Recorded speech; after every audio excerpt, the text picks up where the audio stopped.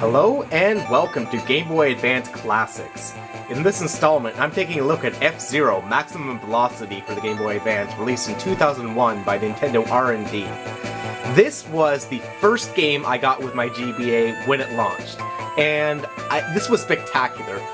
F-Zero has always been one of my favorite childhood games. I played the original game when I was a little kid, I loved it, and when the GBA first came out, I thought, hey, this is a portable Super Nintendo system, an F-Zero title is for it, I've gotta get it. This was the must-have game for me. So we're gonna boot this up and play some of this.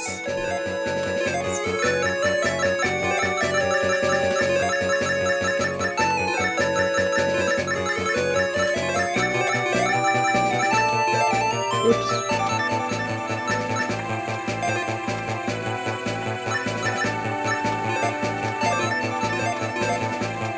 There we go. Let's go. Just like the original F-Zero on Super Nintendo, there are 4 playable cars, and just like the original Super Nintendo version, all but one of them are useless. The only one that's useful is the JB Crystal, which is an awesome, awesome track. So we're gonna play on the Pawn League, we're gonna play on the Standard, and here we go.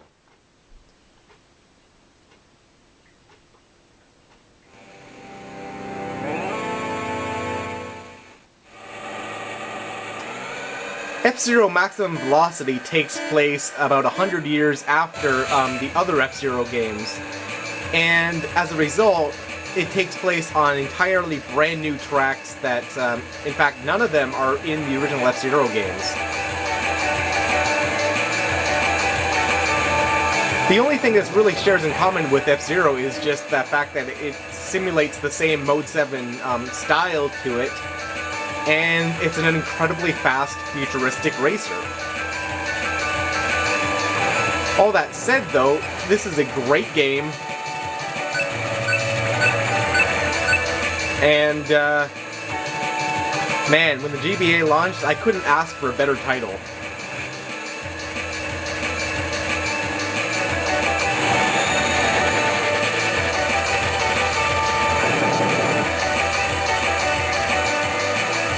The game makes great use of the GBA's controls by using the 2 shoulder buttons to basically veer left and right, just like the original Super Nintendo version. In fact, the game controls pretty much identically to the Super Nintendo original.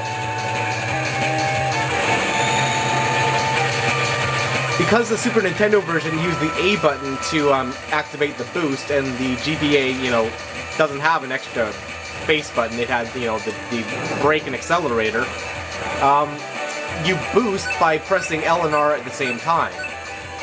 And this formula works extremely well for F-Zero Maximum Velocity, and in fact all 3 of the F-Zero games for the GBA. This one, being the first and most dated one, is definitely the most simple of the 3, and although I will say that it definitely got improved with the sequels, this is still a fantastic game and should be in everyone's Game Boy Advance library.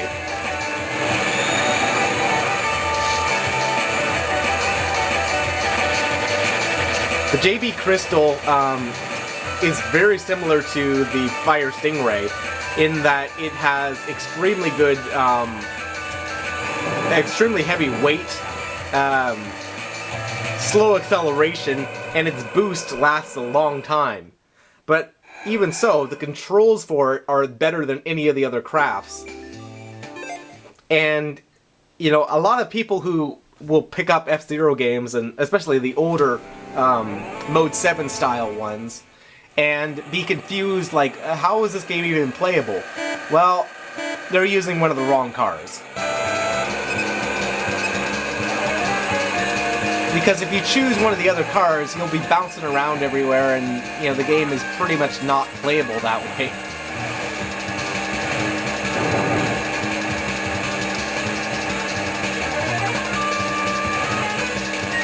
Also, a common mistake that people do is they assume that you have to always be pressing down on the accelerator.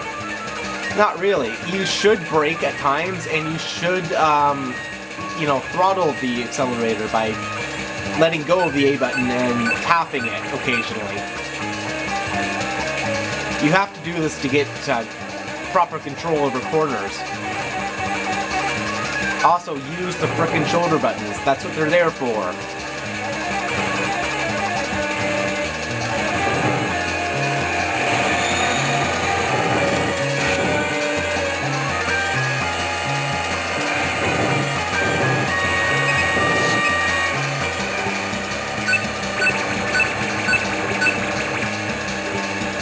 Just like the original F-Zero, you go through every stage under 5 laps, which is 2 more laps than most racing games. I don't really know why they chose to do it for the portable version, I guess just to make the game last longer, but personally I would have preferred a 3-lap mode. Eventually they fixed this with the other 2 GBA F-Zero games only having 3 laps, but man, 5 laps kind of blows. But as you can see, the game runs extremely smooth and works very well on the GBA.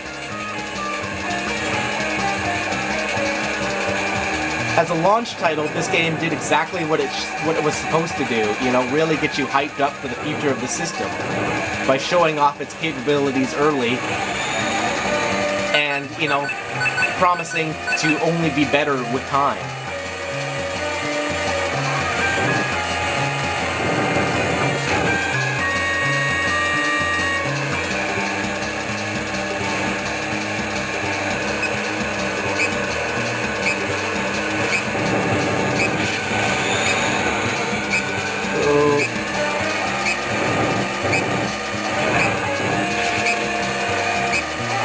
Ah, dang it.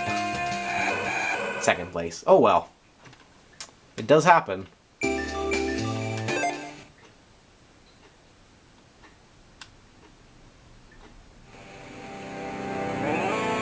There are, I believe, 4 circuits? Maybe there's only 3. There's a number of circuits in the game, and each of the circuits contains 5 courses that have 5 laps each. This means that there's actually quite a bit of gameplay here, and, you know, the game can be played under multiple difficulty levels.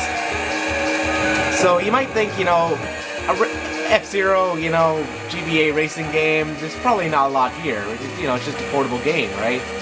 Well, there's actually a lot of content, and I really appreciate that, especially as a launch title. This was the game that was going to hold me over until there was another game I really wanted to play. Which, you know, because of the GBA's launch lineup was really strong to begin with, and early games, you know, came real early, like Golden Sun and Advance Wars were released in the same year that GBA was. And, you know, so there wasn't really an issue where you really had to worry about not having good games to play. But even so, Nintendo came really through with giving you, you know, some great gameplay that really lasted and lasted. I have a lot of memories, you know, playing my first model Game Boy Advance, that was the one that wasn't even backlit. You know, using like a desk lamp to see the screen, but because the screen had, you know, was so high contrast, F-Zero was a very playable game on it, unlike some other games like Earthworm Jim and Castlevania Circle of the Moon.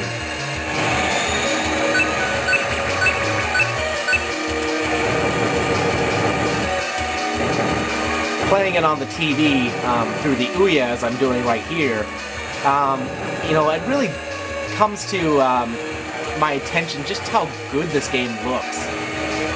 You know, and especially, you know, on a TV that's many, many times bigger than its screen was ever intended to be. I'm using a 50-inch plasma to record this, and, you know, this thing was originally for like a 2.6-inch LCD.